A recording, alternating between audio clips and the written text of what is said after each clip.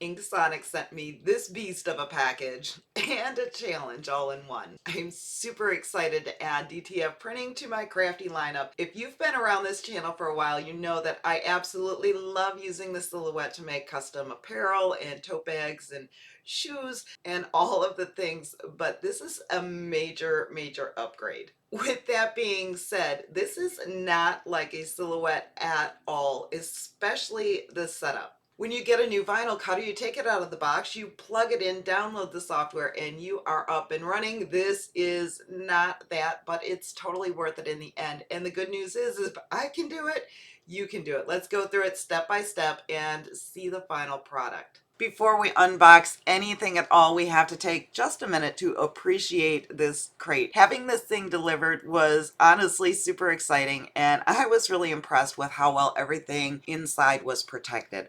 The printer and all of the goodies were packed securely and nothing shifted during shipping. Inside the crate, you'll find all the pieces and parts you need, the printer itself, the power cord, the printer cable, a roll of DTF film, a thumb drive, and a USB dongle. InkSonic also includes 4 t-shirts to practice on, a mini press which is super cute and great for small projects, and a digital multimeter. You won't need the multimeter for normal printing, but it's there in case you ever need to troubleshoot, but for now we can just set it out of the way. Now that we have access to all of our parts and pieces, we're going to work on assembling the film roll holder. This part looks a little more intimidating than it actually is, so let's break it down.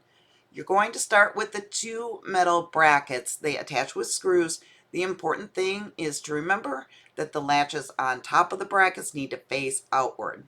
Then you've got 2 plastic circle pieces. These fit into the ends of the film roll. You'll also see 2 plastic sleeves with little screws in them. These are what keep the roll from sliding side to side once everything is assembled. And finally, there's a metal rod with 2 grooves on each end. So we're going to insert the plastic circle pieces into each end of the film roll.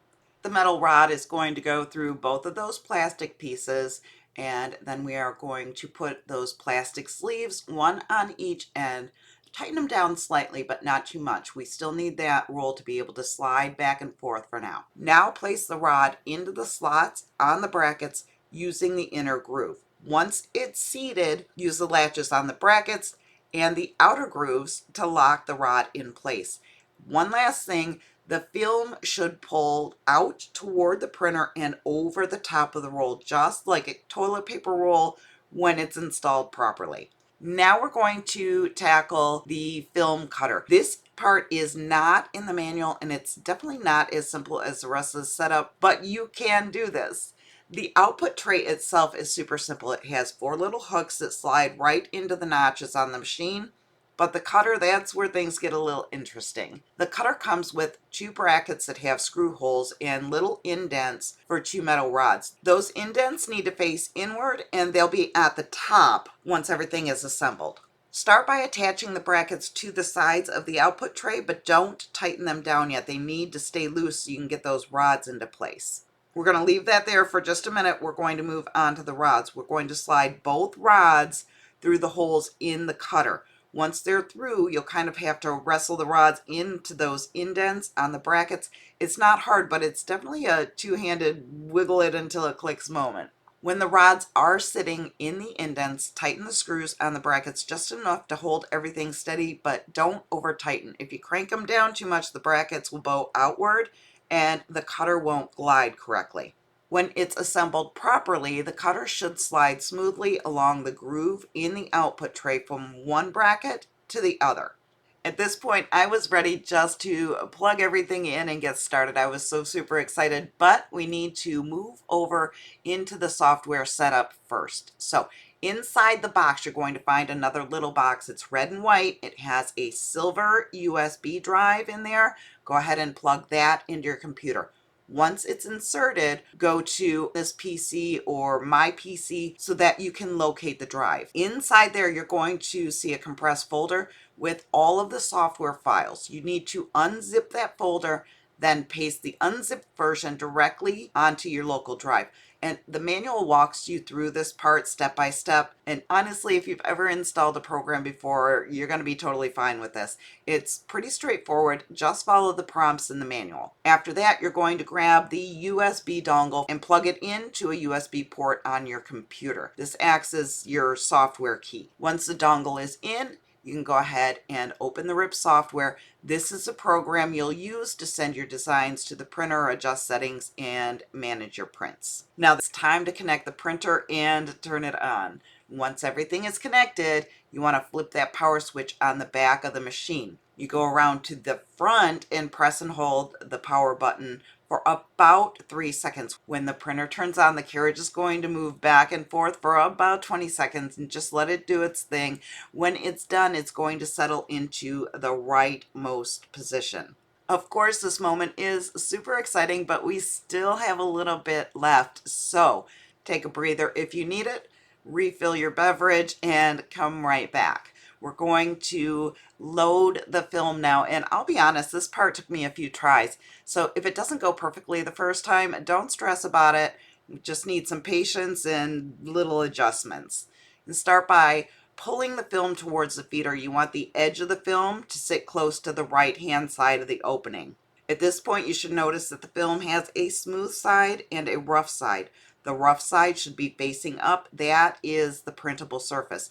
Once the film is in position, use the down arrow button on the left hand side of the printer to feed it through. You'll feel the rollers catch, and after it's through, you can use both arrow buttons to straighten and fine-tune the alignment. Once you have the film loaded and you're sure it's feeding straight, go ahead and tighten the plastic sleeves on the film roll rod so that the roll doesn't shift left or right while you print. It's going to keep everything centered and consistent.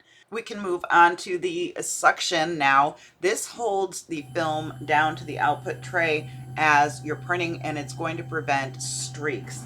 Double press to activate it, and you can cycle through. There is a weak, medium, and strong setting, and there is also a tissue test you can do with this to make sure that it's going to keep the film in place nicely while you print. We can move on to filling the ink tanks now. They are located under the lid on the right hand side of the printer. They are all clearly marked, which makes this pretty straightforward. But before you pour anything in, take a second to protect your work surface. A piece of cardboard or a few layers of paper towel under the tank is a great idea. And if you have gloves handy, this is a moment to use them. Before you pour the white ink, give the bottle a good shake. The white ink settles quickly because of the pigment, so shaking it helps keep everything mixed and flowing the way it should. And then just take your time. Make sure you're putting the right color ink into the right tank. They are labeled, but this is one of those steps where a quick double check is going to save you a huge headache later. Once each tank is filled, we can move on to priming the ink lines. This is the step that's going to get the ink moving from the tanks into the cartridges and through the system. Start by turning the printer off using the button on the front. You're going to find the load ink button. You want to press and hold that button until the ink begins to move through the lines. You'll actually be able to watch the ink traveling, and it is really super satisfying once it gets going. Keep holding that button until you see a good amount of ink flowing into the waste tank. That's your sign that the ink injection is complete. Power the printer back on. The carriage is going to move side to side again, and when it's finished, this time the power button is going to stay solid instead of flashing. The hard parts are done. We are in the home stretch. Let's start the nozzle cleaning process now. This is going to move the ink a little bit more through the system, and it helps to make sure that everything is flowing the way it should.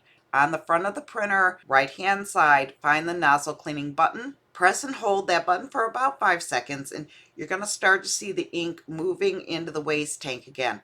This cycle takes around 30 seconds, so just let it run until it finishes. Once that's done, we can move on to the nozzle check, which is your first real test print.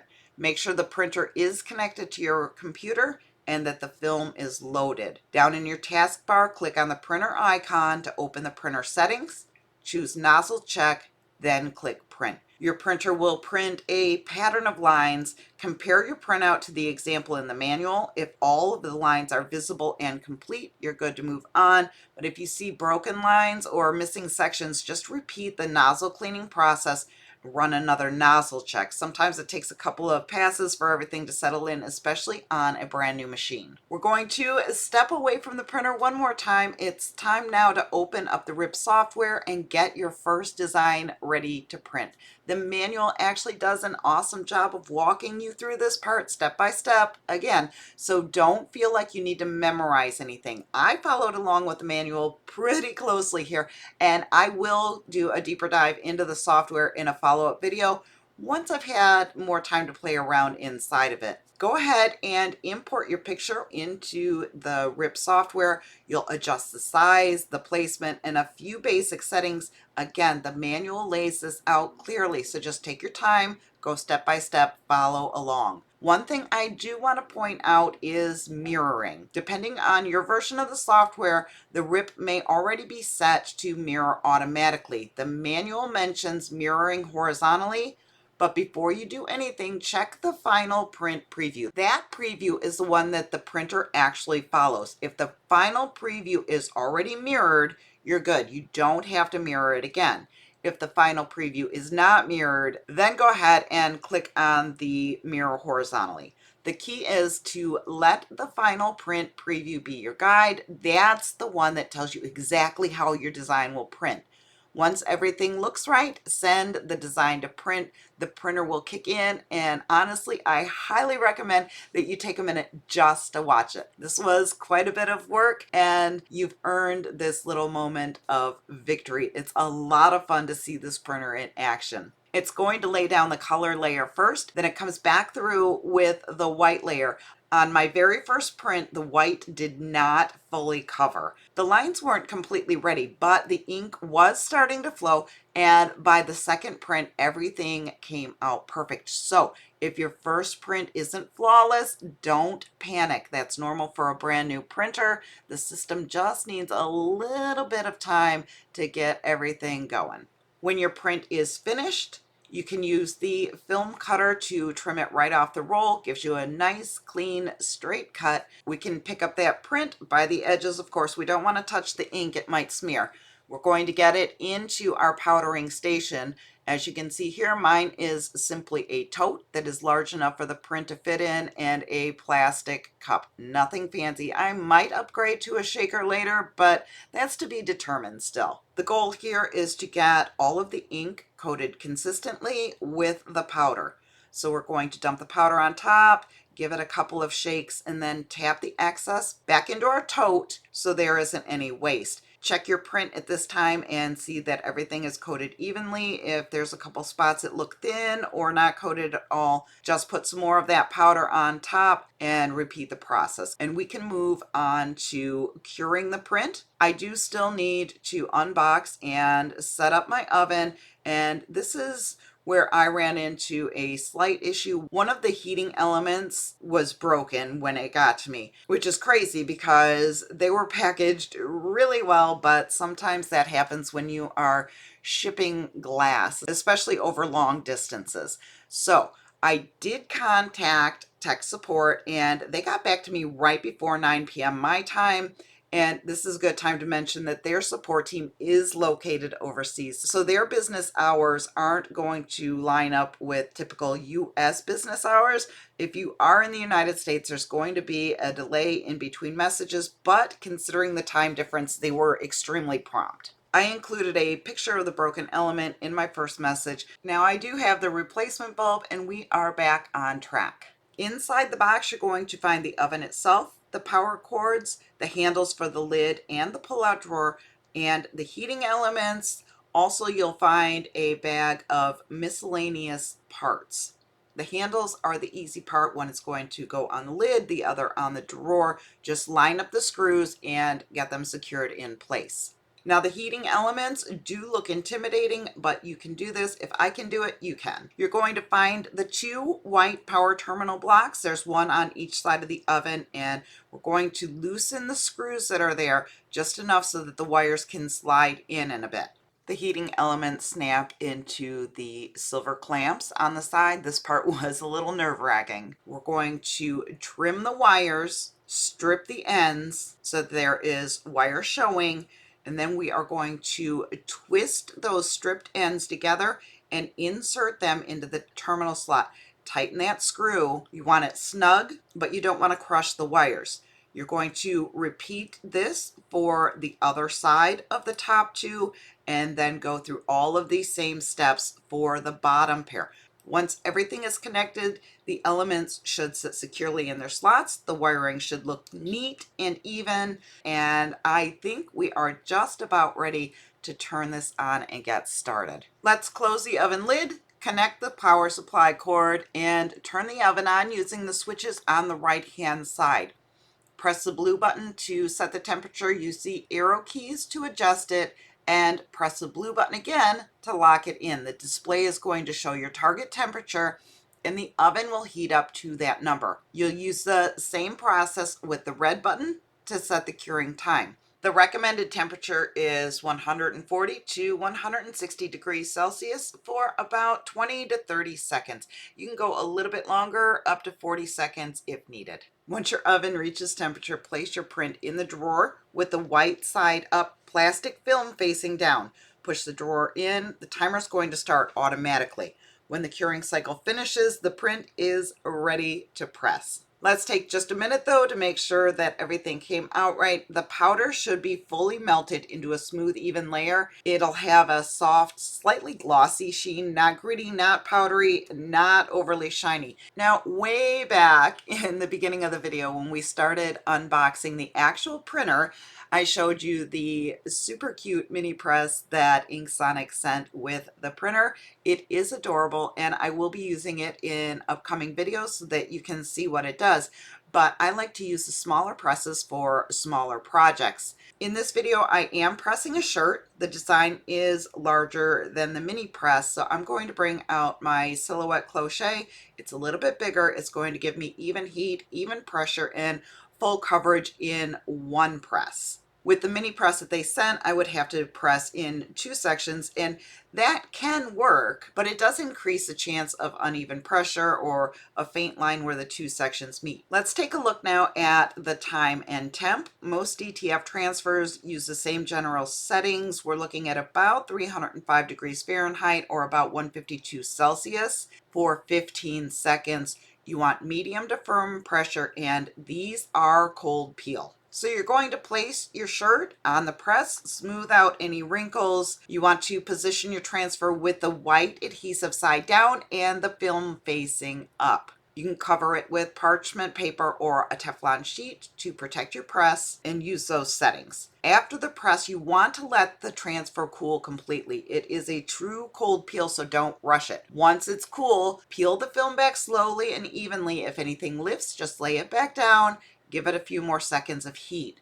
Once the film is off, do a quick 5-second press with parchment paper on top. This final step really locks everything in and gives the print a softer, more finished feel. And really, that's it. Your DTF transfer is pressed and ready to wear.